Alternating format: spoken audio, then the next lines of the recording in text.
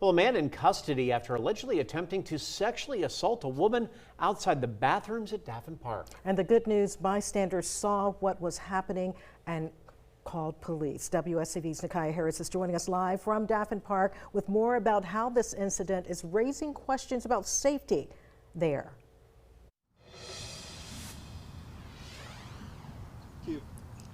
I'm standing here near the bathrooms here at Daffin Park, where Savannah police say that attempted sexual assault happened just steps away from the pool area, from the tennis court, or any areas that kids, families frequent just to have a good time. And I spoke to some folks off camera, and while they say this incident has raised safety concerns, Savannah police say they're going to continue to evaluate their resources. Now, Savannah police arrested 30-year-old LaShawa Doyle in connection with the attempted sexual assault.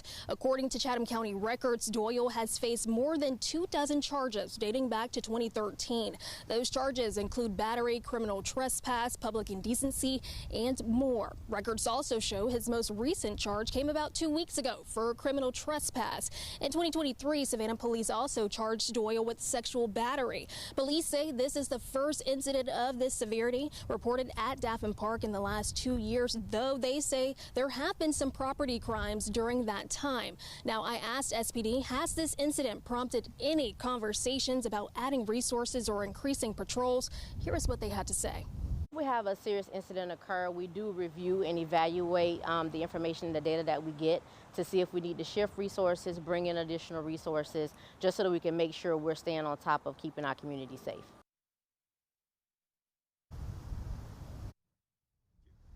Now, Beatty says the park has cameras and is routinely patrolled by officers every day. Reporting here live at Daffin Park, Nikaya Harris, WSCV News 3, on your side. Nikaya, thanks so much. A fifth person now been arrested in connection to a shooting last year that sent 5 different people to the hospital. 23-year-old Dominique Ford charged with aggravated assault and reckless conduct in connection to a shooting at Westlake Apartments back on March 18th of 2025. Ford taken into custody by the U.S. Marshal Service, booked at the Chatham County Detention Center. Ford's bond set at $1 million. The 4 other people arrested in connection with that shooting: 18-year-old Jaden Green, 24-year-old Jamond Reed, 24-year-old Yusef Jenkins, and 36-year-old Cleveland Dunham. Chatham County District Attorney Shalina Jones has officially been assigned to prosecute the suspects in the Oglethorpe Mall shooting. 6 men are facing dozens of charges, including felony murder, after getting in a shootout at the mall in July of last year. A bystander, Tina Smith, died after suffering a cardiac event during the chaos. Well, after years of arguing and legal fights, McIntosh County officials have approved a rezoning plan for one of Georgia's most historic communities. WSCV's Isabella Baez takes us inside the heated debate over Sapalo Island.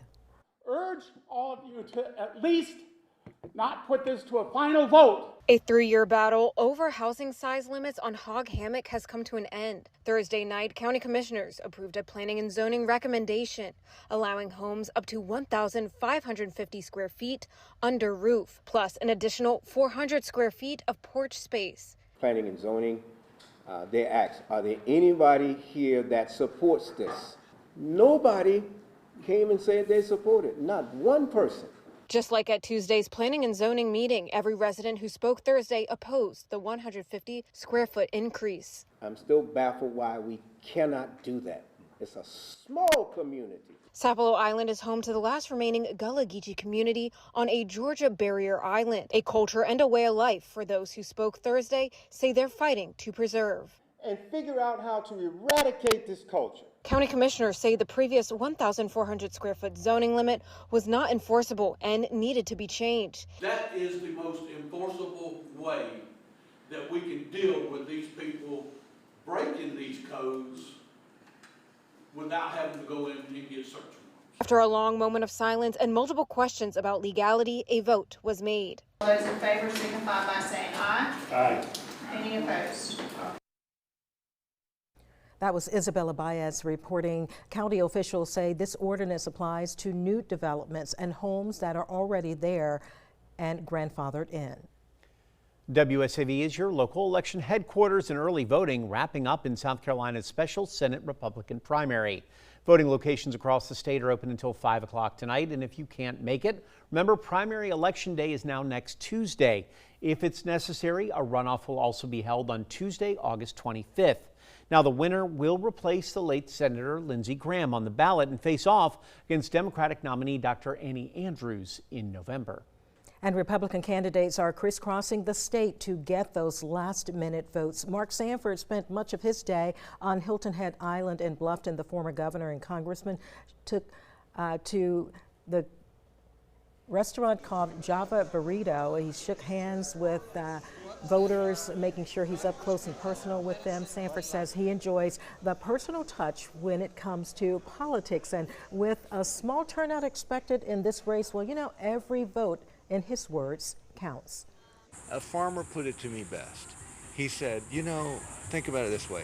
We have a government that goes out and spends money it doesn't have, and then it turns around and prints money that's not there. What's that do to the value of every dollar I have? It diminishes it. And people are feeling that effect today, which makes, again, what we're talking about, and frankly, the focal point of this campaign, I think, very relevant to people's lives.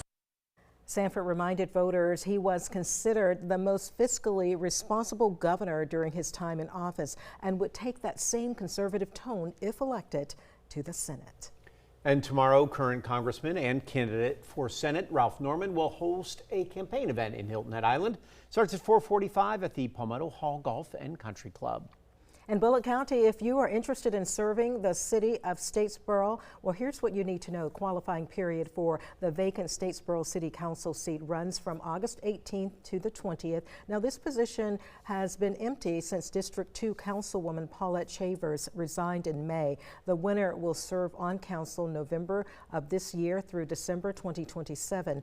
Qualifying will cost $330. Another reminder, today is the last day of early voting in South Carolina. You can stay up to date with the latest political happenings in both the Palmetto State and right here in Georgia anytime on our website by going to wsav.com/electionhq. Fans of Georgia's Southern athletics are soon going to hear a new man behind the microphone. Adam Young has been named the fourth voice of the Eagles. He's succeeding Danny Reed in the role, who announced his departure this summer. Now, Young tells WSAV sports broadcasting has been a lifelong dream. He spent time all over the country following his passion. Most recently was at New Mexico State University, where he called 7 different sports. Now, for GSU, Young will be the play-by-play announcer for football, men's basketball, and baseball. He's stepping into some big shoes. These Division I jobs don't come open very often. For the folks that don't understand it, they're national searches. 1, maybe 2 jobs come open at Division I each year. So these are coveted positions. They're national searches. And to be the one who's in this seat that was previously occupied by Nate Hirsch, Chris Blair, Danny Reed, that means a lot to me. And there's a large legacy to uphold.